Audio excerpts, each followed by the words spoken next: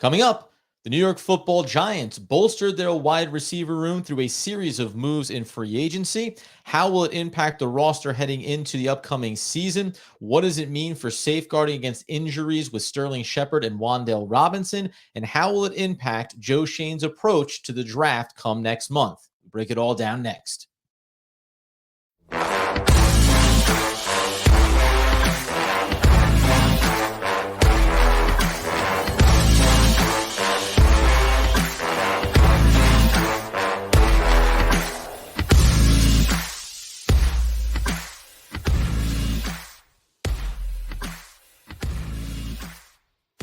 Yes, my friends, it is OGP, the One Giant Podcast, where I am your host, Adam Armbrecht, also covering the Brooklyn Nets on the Locked On Nets podcast, your New Jersey Devils on the Devils Puck Luck podcast as well. And of course, healthy, wealthy, and wise, but unavailable is one Andrew Makowitz. We come in on a Thursday to break down what has been certainly a swarm of moves from the New York Football Giants and Joe Schoen, and specifically today, the wide receiver room and what they've accomplished over the start of this free agency ahead of next month's draft class. We were not surprised because Andy was someone who said bringing back Darius Slayton would be a smart move for the Giants. You take a look at his numbers and you can think about what he could do potentially as you bring in more talent. They added Parris Campbell, formerly of the Colts, coming off his first healthy season of his career, still just 25, going to be 26 years old. And then they go out and add another veteran, this time in Jamison Crowder, who was with the Bills last year, injured last year, but obviously gives you both some opportunities as a pure wide receiver weapon, and then also in the special teams group. Jeff Smith also brought in as well. He has special teams value too. So it was funny. Before the Jamison Crowder signing, I was starting to construct the way I was looking at this wide receiver room and where we should set expectations, which, by the way, includes the Darren Waller signing. And I should have said that inside of this, right? Just adding to the wide receiver, the pass catching depth that this team has, trying to elevate that room.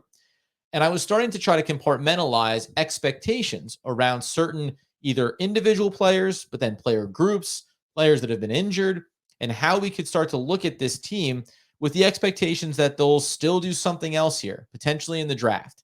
But does this change the way we look at the hierarchy of needs coming into this season? I think most Giants fans would say no, that best player available could rule the day when it comes to pick number 25. And in doing so, if it's a Zay Flowers who's available at 25, you go and you take him because you know that he's going to be young and he's going to be a playmaker and it's not going to matter about his height and all the measurables because he's a guy that runs incredible routes. Okay, great. I've highlighted other guys when we talk about Jonathan Mingo, maybe being someone that you can't target at 100 because the Giants don't have that pick anymore, obviously sending it out in the Darren Waller trade. But he's a player that has height, has the measurables, and I think could be a real playmaker. And there's, by the way, 6, 7, 8, 9, 10 wide receivers between Zay Flowers and Jonathan Mingo that the Giants could consider. But here's what I find fascinating about it. And what I find interesting, what I find smart about this approach. So let's back it up first to Parris Campbell, because that was the signing that came in a few days ago. And we try to, in the moment, at least I did, think about what does it mean? So here's a player that career, 32 games, came in the league in 2019, second round pick, but just 32 career games across what ends up being 4 total seasons. So not a great number from a health standpoint. 7 in his rookie year, 2 in his second season, just 6 in his third season, and then finally puts together a full year. Now you can look at the 63 catches and 623 yards and almost 10 yards per catch and say, what do we like about it? What concerns us about it? I think looking at the Colts and saying they were not the model of stability at the QB position, just from a talent level, what the state of it was, some injuries, some fluctuation, some head coaches being fired, bringing in some backups, and on down the road we went. You like the fact that this past season he put together over 69% catch percentage, and you like the fact that you can think about what his role can be, the versatility he brings if you put him into a system with Mike Kafka, with Brian Daboll, and then you give him a player like Daniel Jones, who we believe is ready to take that next step forward with more talent around him. So the risk reward here is the injuries, right? As I said, first healthy season that he's put together. But if we think that he can be healthy, then I think you can look at those numbers and say, is this a guy that can catch over 60 balls for 700 plus yards? Yes, in fact, he is. And the thing that I like most about him is the versatility, right? You can line him up in different spots on the field. You can use him on sweeps. And that's something that we've heard Joe Shane when we've gone inside the GM room and heard him discussing going out in free agency, talking to players. It's about versatility. And then now listen, dependability. The injury piece is off to the side here when it comes to Parris Campbell, certainly. But the versatility really matters to what this team wants to do. 6 foot, 208. So obviously not the biggest guy in the world, but he is a player that we go back to the scouting combine and back to the scouting profile on him when the Colts took him. Elite speed to stretch the field vertically, but also a dynamic offensive weapon who did damage on jet sweeps, comeback routes, and this is going back to his college days with the Buckeyes, found creative ways to get him the ball, a 4.31 in the 40. So the agility is fantastic. He's a dangerous guy on the go routes and has the athleticism to separate in any situation. Now, that's going back 4 years, and he's had the injuries. So you obviously have to think that that could be a concern. And when he came out of college at the time, it was more of a gadget play than a true wide receiver. And then, of course, drop concerns coming out there as well. So what he ends up being, it's going to be dependent first and foremost to me on health. But he goes into this group, what I'm going to put him into the group as with the second round pick for the New York Football Giants from this past draft, Wan'Dale Robinson, a guy that you think you can use in a lot of different ways. It's going to be shifty in space. It certainly has the ability to run the sweeps that can, if he has the opportunity to get off the line and get off of jam coverage, be a vertical threat as well, but someone that you believe can be a dynamic playmaker with the ball in his hands. Okay. And now let's add in one more player. Recently signed Jamison Crowder, veteran wide receiver, who again was with the Bills this past year, only appeared in 4 games, 13 targets, 6 receptions. When I'm going back and thinking about him, though, I'm thinking back to the 3 previous seasons with the New York Jets, where at 26, 27, and 28 years old, he produced 78, 59, and 51 receptions, 122, 89, and 71 targets. So, descending order there, but they're also moving in a different direction year over year when it comes to the New York Jets. What you like about it is on less volume, but a higher catch percentage, nearly 72% on his targets in that final season, 51 on 71, 447 yards. This is a player that's never had a 1,000-yard season, but has broken over 800 twice in his career, came very close in 2017 as well with Washington, and had a 700-yard season going back to 2020 with the New York Jets.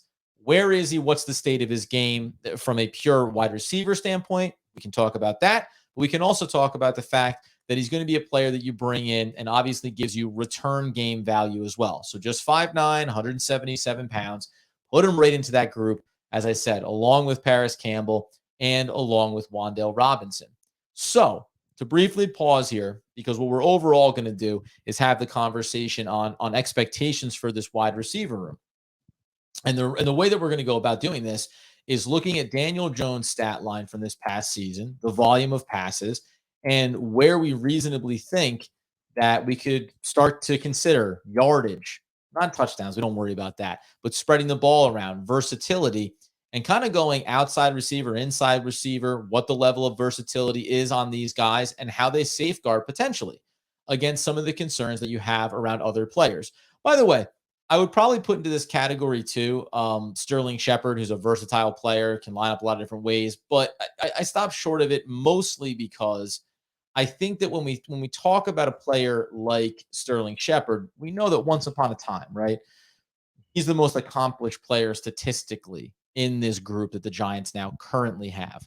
And fully healthy, it means one thing, right? Some diminished version of him, it means another thing. We even saw it this past season before he went down. Like there was still something there. There was still an elite level player. But I think with still time to make other moves and with the draft to come, what Joe Shane has gone out and done, and I'm putting those 3 players, Crowder, Wan'Dale Robinson, and Parris Campbell, into different levels, right? Wan'Dale Robinson's the number 1. You want him to be healthy out of this group, I'm saying. You want him to be healthy. You want him to be productive. You want him to be dynamic. He's the youngest. He's the guy that you brought in. Then you go to Parris Campbell, still plenty of tread on the tires. If he can stay healthy, there's real opportunities to utilize him. And then I think a guy like Jamison Crowder is your safeguard to make sure that you get something out of that position. Maybe you're worried about all three of these guys and some injury concerns across the board. But if we think about the fact that Daniel Jones threw 472 passes last season for 3,200 yards, first, let's raise the bar on what our expectations are for Daniel Jones as a quarterback as you add in more weapons. And we know that Darren Waller is part of this group too, and we're going to talk about the tight end room. But out of these three players, the guys that we consider to be the versatile ones, the ones that can line up in a lot of different spots, if I'm going to earmark expectations, I'm going to say that maybe Crowder just ends up being your safety valve. Maybe you bring him in like you brought in Richie James, and then all of a sudden he gets elevated into a bigger role this past season. You have a veteran, experienced in the return game, and you feel confident in what he could contribute inside of your offensive system. Between those three players, I want to get probably something like, let's say 1,000 to maybe 1,200 yards. And what do I mean by that? I don't mean that everybody's going to get 500 to 600 yards apiece and these guys are going to be 1,800 yards collectively. But someone's going to rise to the top. And ideally, it's Wan'Dale Robinson. But in the world where you have your concerns about Wan'Dale and his health and a guy like Parris Campbell, who you also have concerns with, what percentage of reps will each one of those two wide receivers see inside of the Kafka system? And how much of this could we anticipate saying what we want is a volume of players that have talent and ability that we can mix and match week in, week out, game to game, situational football and say, hey, we're creating plus matchups against defenses at the second, third, fourth cornerback matchup, into the secondary with the safeties, at the linebacker positions, right? We want to stretch things thin and open up opportunities. So for me, the dream scenario is if we think about a guy like Wan'Dale Robinson and saying, what do you want him to be coming out of his second season? I'd love to see first and foremost him be healthy. And then if he checks that box, tell me that you can be 600 plus yard receiver for the Giants, right? Because what did he do this past year? In just 6 games, 3 started, 31 targets, 23 receptions, 227 yards. I mean, I'm not just extrapolating it out, right? 6 games, okay, times it by 3, that's 750 yards, in that kind of range. We have to account for the fact that he may have injuries, right? That maybe he's only going to see 12 games this year. Do I think that it's possible that he could be a 750 plus yard receiver? 100%. But what I want to see is 2 of these guys combined to get me towards 1,000 plus yards. So 1,200 being the benchmark. I can have Robinson go for 800, and then I can have Parris Campbell kick in 400 yards, and Jamison Crowder is just your receiver that's using on special teams and has the occasional reception. I can also see it balancing out a little bit more. Will Wan'Dale Robinson's injuries end up then creating a little bit of a Parris Campbell first with a little more of Jamison Crowder sprinkled in there just for good measure? But I think it's entirely realistic and feasible to say this slot and versatile weapon position that the Giants want to have in their wide receiving core has got to clear 1,000, 1,100, 1,200 yards. But 1,000 to 1,200, let's just put it in that range. And the perfect scenario is it's Wan'Dale Robinson for 800 plus, and we plow forward because he's healthy, he's dynamic, and you could see how dangerous he can be with that ball in his hands in the small sample size we got from him last year. 23 catches on 31 targets over 6 games. I mean, just from a volume standpoint, right? Is he going to see 90 plus targets over the course of a year? Maybe, but there's a lot more mouths to feed now, right? Darren Waller, we'll talk about in a minute. What happens with Hodgins? We'll talk about him coming up. Where is Darius Slayton fit back into this now, still in the fold here with the Giants? But that's what I want to see from this group. And I think that's what Joe Schoen has put a collection here for, right? Our high second round pick, we want him in there healthy, ready to go. But I safeguarded against his injury with a guy in Parris Campbell who's on a prove-it deal. And then I have a veteran experienced player that we can use in different ways. Okay. Now let's take a look at the Darius Slayton, Isaiah Hodgins group of it all and think about what that means potentially for the Giants. Because the way I look at this is these 2 players, and then I'm going to add in Sterling Shepard. And I know it's a bit of a mismatch here just in terms of what we're really talking about, measurable skill set, etc. But again, we're safeguarding around injury concerns. And the fun thing here when it comes to these players is that you haven't had those injury concerns when it comes to an Isaiah Hodgins, when it comes to a Darius Slayton. So for whatever you think Darius Slayton isn't and what you don't want to put the responsibility on him for, he's still a guy that gave you 724 yards this past year, 46 catches on 71 targets. And inside of his career, we know that he's been a guy that over 4 seasons has, by the way, saw an uptick this past year for the first time. It was going 84, 96, 58, 71. The targets have been up and down. But if you look at the yardage standpoint, you have to love 3 out of 4 seasons. Take 2021 out of the mix, and this is a guy that averaged 15 plus yards per reception 3 out of his 4 seasons, over 700 yards 3 out of the 4 seasons, and can give you touchdowns. Has the production from his rookie campaign been there the same way? No. Can it be right back there now that we add in a Darren Waller and some other weapons and someone in the draft? Of course it can. But him combined with Isaiah Hodgins, who becomes interesting, because I think the volume we're talking about with Darius Slayton, 71 targets, it's going to still live in that range probably. I want to see him be more productive on less overall, right? But the sweet spot for him is that 45 yards. Do I think that Darius Slayton is capable of having 1 catch for 40 yards a game or 2 or 3 catches for 45 yards a game over the life of a season again this upcoming year? 100%. I hope that he gets to be a little bit more of a home run hitter and that some more easier opportunities are opened up for him. But I know what he's capable of with consistency and durability and reliability has been there. Then we think about, for me anyway, we think about a guy like Isaiah Hodgins, who shows up here. 8 games, 33 catches on 42 targets, 351 yards, 4 touchdowns. Now, can we double that and give him 80 targets in the year and see him be a 65 reception a year guy? Potentially, right? I think there's going to be some dose of reality when it comes to him. And it's not even about how productive he could be necessarily, but maybe just about the volume that we're dealing with. In an ideal world, I want Isaiah Hodgins, who's 24 years old and 6'3". He takes over for what Kenny Golladay never was, right? So in theory, I like having I'll say Kenny Golladay. Don't worry, we're okay. I like having Isaiah Hodgins on one side. I like having Darius Slayton on the other. And then I like having this just cacophony of possibilities in these other spots, whether it's, running a 3 wide receiver set, spreading it out wide with 4 or even 5 wide receivers, which there are going to be times when that's going to be very feasible and realistic.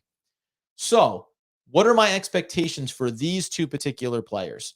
Between the 2 of them, and if I want to throw in Sterling Shepard again, because I want to just include him in this conversation and give him some level of expectation, let's say we throw in the Sterling Shepard, who was only able to play in 3 games this past year. And when you look at his stats, we understand, right? He's played in, going all the way back to his rookie year in 2016, 16, 11, 16, 10, 12, 7, 3. And we know that he's not young anymore, right? 30 years old, going to be 31, but with injuries. And we don't even know the state of his game. So when I include him in this particular collection here, it's more just saying, I don't even know if he's going to be available. We don't even know if he'll be on this roster. And a lot of these moves from Joe Schoen can be considering that type of possibility. Where's Robinson going to be? Where's Shepard going to be? Is Parris Campbell going to have injuries? Could Crowder see setbacks, right? All of those things. But you've elevated the talent pool. We didn't have anybody on the roster last year after long forgotten stat lines from Kenny Golladay and Darius Slayton to say, hey, we can lean on these guys. Look what they've done in the past. We didn't have that type of opportunity. Parris Campbell showed it this past year. Crowder has shown in his career. Now we think we have something in Hodgins as well. These 2 players tell me that there's 1,200 to 1,400 yards potentially between them, right? Because I already know in all different iterations of the Giants and different players at number 1 and number 2 wide receivers, guys in and out of the lineup, that Darius Slayton can be productive. He can be a productive player. Will Isaiah Hodgins see the level of consistency and opportunities and show the consistency? I think so. Do I think it's actually more likely that Hodgins continues at just 24 years old to grow in his game? 100%. Is there a world where that, you go back to his stat lines, right? 8 games, 350. Can he be a 700 to 800 yard receiver this upcoming season? Without a doubt. Am I going to put that both of them are combining for 1,600? No. But if you mix in a little bit of Sterling Shepard and you want to say 1,300 yards between these 3 guys, if they're all together, 1,200, 1,100, if just the 2 of them. And again, same scenario as that other group. Who rises to the top here in this opportunity? And remember, We mentioned Daniel Jones and his stat lines here. So let's be clear. He threw the ball 472 times this past season. So if we operate on what the volume was, right? How many targets is Wan'Dale Robinson going to get? We want to give him, let's just say 60, right? Let's give 60 to every guy that we talk about here today. 60 for him, 60 targets for Slayton. Now we're up to 120. 60 for Hodgins. We're at 180. And then even if you say that Parris Campbell gets 60 targets, we're at 240. That's nothing. We're not even halfway through. We're about halfway right there, right? Right on the nose. We're halfway through it. And it doesn't even take into account what could happen with a Jamison Crowder. It doesn't take into account we haven't talked about yet, which is Darren Waller, Daniel Bellinger. And it doesn't even talk about the other great weapon, the best weapon, and that's Saquon Barkley, right? So now all of a sudden, though, when we think about Daniel Jones and 3,200 passing yards, and we know the other missing piece is continuing to improve the offensive line.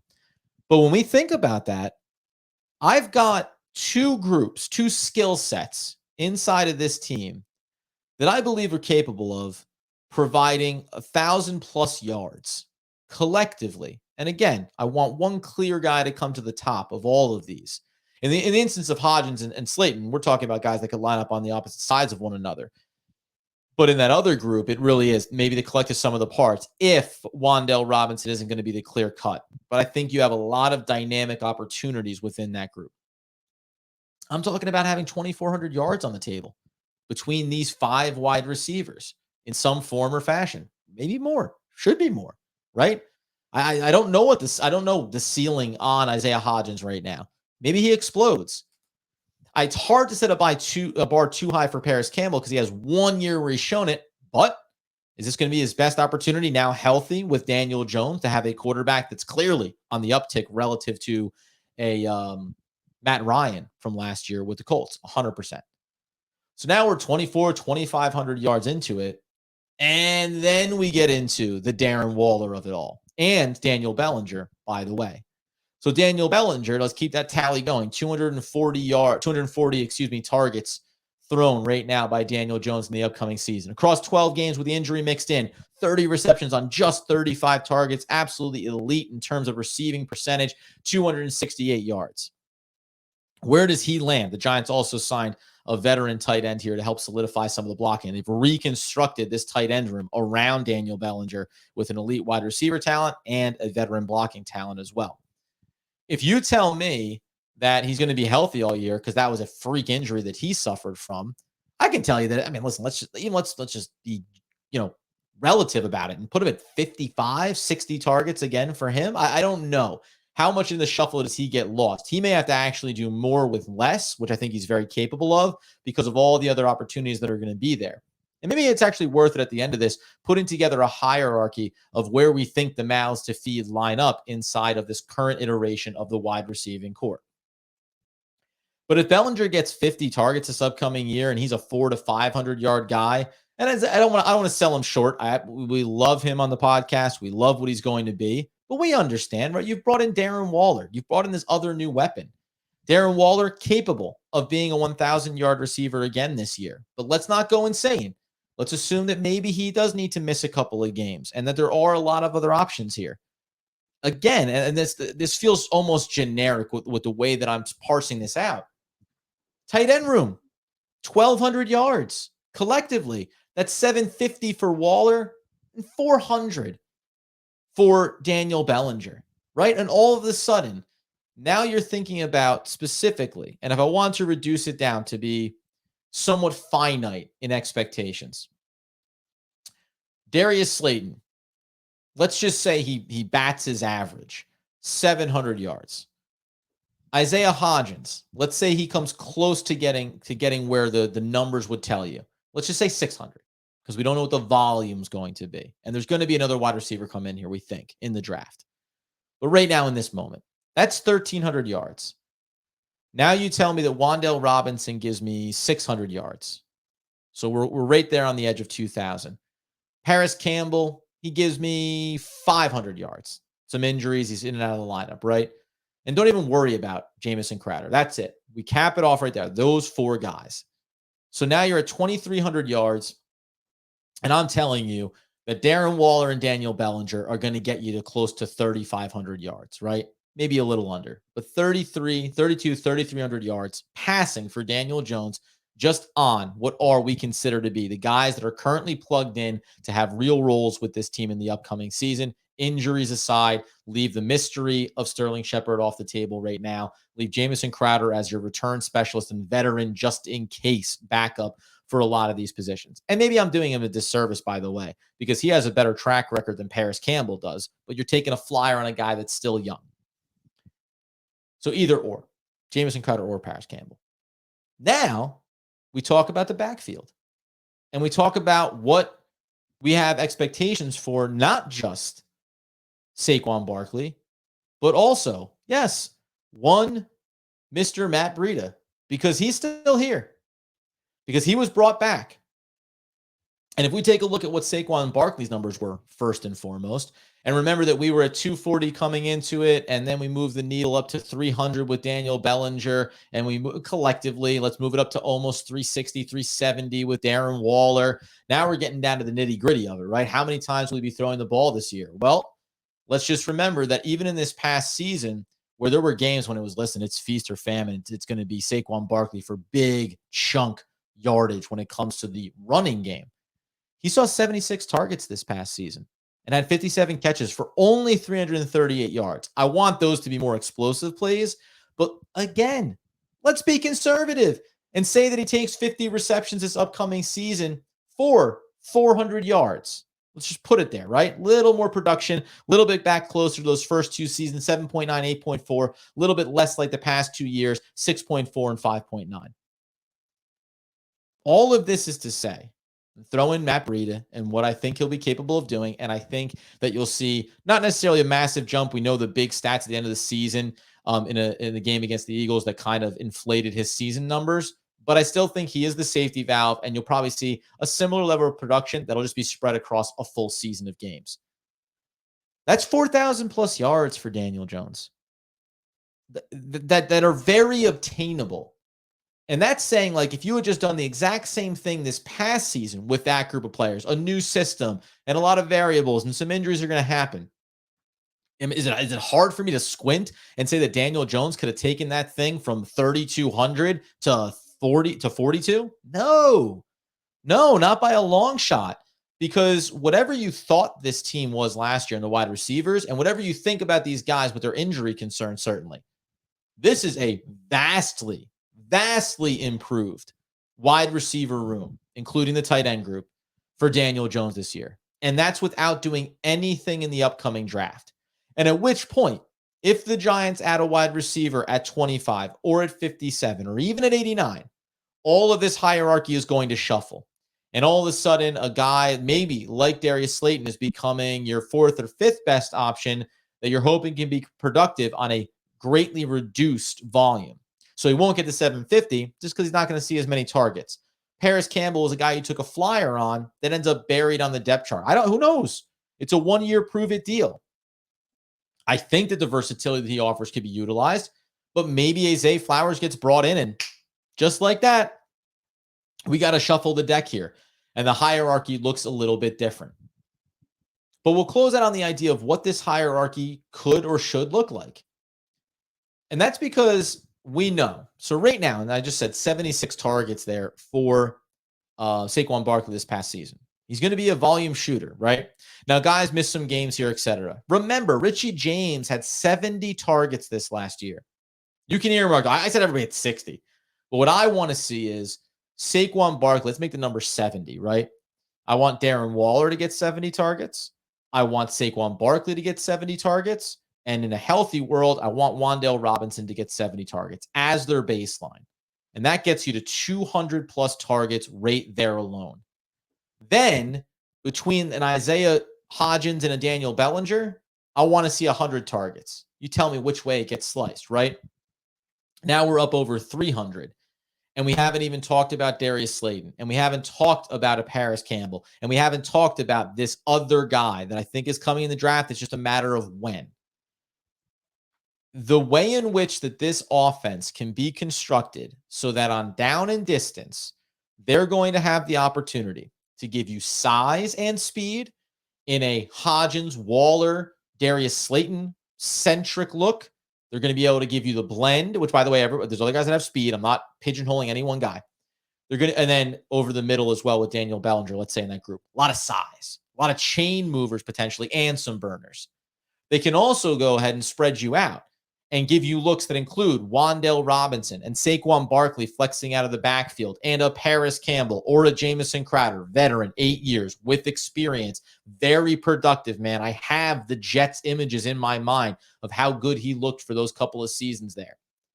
Now, all of a sudden, you are spreading out a defense that is predicated on bigger cornerbacks, guys that are going to jam dudes at the line of scrimmage, right? Prevent them from getting off and getting those deep bursts. Fine, we'll eat you up underneath. And then every iteration of those combinations, that you can go to there. Listen, the world where we want the number one wide receiver, I get it. And I'm not saying it's not going to happen. But Joe Schoen clearly looked at the landscape of where the wide receiver market was, not a clear number one that you want to go after, not willing to go trade big draft capital for DeAndre Hopkins. So the next best thing, we're going to convert some Kadarius Toney capital into Darren Waller. And if you think he's going to be healthy, boom, one of the most productive guys you have in your core in his track record right now. You bring back a guy that Daniel Jones has familiarity with in Darius Slayton. You add guys that have versatility within your scheme in Crowder and Campbell. And then you look and you hope that Wan'Dale is healthy, that Bellinger takes the next step forward, that Saquon Barkley keeps being Saquon Barkley, and that Isaiah Hodgins, again, can maybe take that next step in his process as well. Tip of the cap, before we get out the door, to Colin Johnson, who somebody mentioned, and I don't know how that's going to pan itself out here now because you added in a lot of bodies. But it is worth remembering that Colin Johnson, who got hurt and wasn't able necessarily to show what he could have been capable of, but we know what he flashed. I think he still has at least some world to be around this roster, practice squad or otherwise. Because the one thing we have here right now is what happens with Sterling Shepard may not even be, who knows, may not be a part of this team as much as I want him to be a part of this team. Jamison Crowder, you love it. It's a good flyer, but can he get burnt out of the roster if someone else comes in, is more productive as a return man? Certainly. But at least right now on paper, you've elevated the room. You now have, and if you want to put Parris Campbell with his 600-plus yard season, him and Crowder and Slayton and Hodgins on projection and Waller and Bellinger on projection and Saquon Barkley. You have 7 guys, and even just 5, let's say, take away the guys on projection. 5 guys that have had over 600-yard receiving seasons in their career, and some have done far better than that. And then you add in the Wan'Dale Robinson, the Daniel Bellinger, the Isaiah Hodgins of it. Now that's 3 guys that have untapped ceilings and untapped potential that you think they can grow on. Whatever the hierarchy is going to shake itself out, the Giants did not have that last year. Even in the shell of Kenny Golladay, there was no world where you thought maybe he could. No, he wasn't going to. Sterling Shepard, he has it, but the health, right? So I just think they've done a really fantastic job of saying we've brought in a collection of players that can be productive. The hope is that the cream rises to the top. But if you have to mix and match week in, week out, I love it. I love what they've done here for Daniel Jones. I think that they've given them weapons that in another year of the Kafka system for Jones specifically, and then bring in veteran guys who you think can fit the mold. It makes you feel like there's a sigh of relief around entering the season saying, we've got options here. We have opportunities here. In an ideal world, it gets clean cut, right? It's Waller, it's Wan'Dale, it's Hodgins. Is it Slayton? You guys can debate that amongst yourselves. But and it's Barkley. And then it's a little bit of Bellinger sprinkled in, and then, whether it's a Campbell, et cetera. But set that hierarchy. I mean, that's what we want. Every single week, consistent. The depth chart looks consistent. No need for Richie James to get 70 targets in a season. No need for a Marcus Johnson to have 14 games played for the New York Football Giants. It's not a knock on him. David Sills to have to come up and play in games well before he's seasoned and really ready to go. All these things matter, man. And I'm excited for it. I really like it. I'll refine these numbers down a little bit. I'm sure and get in the conversation. I'm sure people are gonna say Parris Campbell can or cannot be X. Jamison Crowder will or can no longer be Y for this team, right? Maybe Hodgins. Do you feel like I'm overselling him or underselling him? Because he's still young. And maybe he can be far more productive, right? Maybe there's a 1,000-yard receiver just sitting there and waiting in this upcoming season to break out.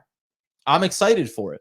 Now the question becomes, how did it impact the Giants draft board? And will they still take a Zay Flowers if he's there at 25? I don't think any of these moves have prevented you from doing that. You didn't go out and get an elite number one dude outside, you say Waller if he's healthy. But the wide receiver room still needs a body.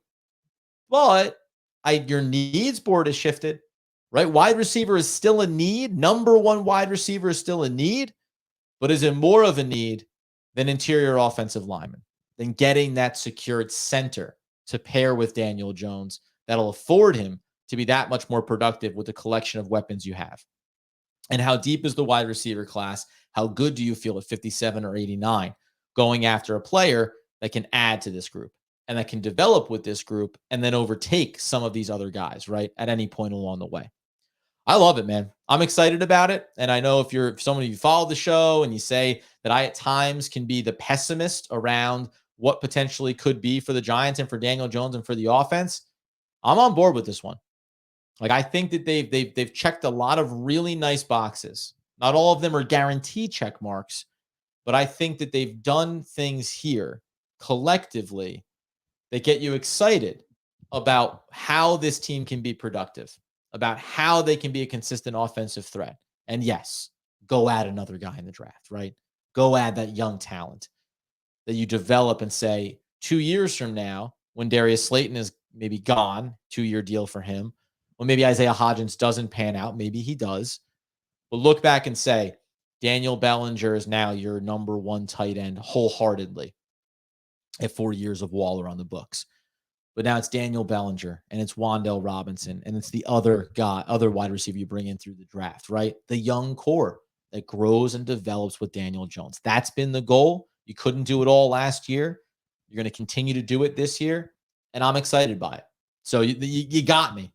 I'm bought in on what I think this is trending in the direction of, assuming they add one more key piece and we continue to see how these things flesh out. You still have to bargain hunt. You still have to make smart decisions. And I think that Joe Schoen and the Giants did a lot of that. We'll talk about the other moves the Giants made, obviously. We'll break those down, the impact that they have. We'll talk about the tight end room. Lawrence Cager, who, showed some flashes. Can he still be a part of this roster? Who's going to fall by the wayside here? We'll get into all of those things as we move through the rest of this offseason. Then coming up, starting in April, I made this decision to try. Every day in the month of April, another prospect for the Giants in the draft leading up to draft day. So at the end of it, you'll have 20 plus names to discuss where I think the hierarchy of the board has moved a little bit and how the Giants can continue to check as many boxes as possible. Get us on YouTube, get us on the podcast feed at One Giant Podcast on social, at Adam Armbrecht on Twitter as well. This was a ramble and a rant about what I think this team is capable of and what this wide receiver core is capable of in this moment, knowing that I want to see it refine, I want to see it improve, and I want to see this team feel like walking into week number 1 in the upcoming season, they have a defined and dangerous collection of weapons for Daniel Jones. Thank you so much for joining us as always. And if Andrew Makowitz was here, he would want, need, and demand that people know, as always, let's go Big Blue.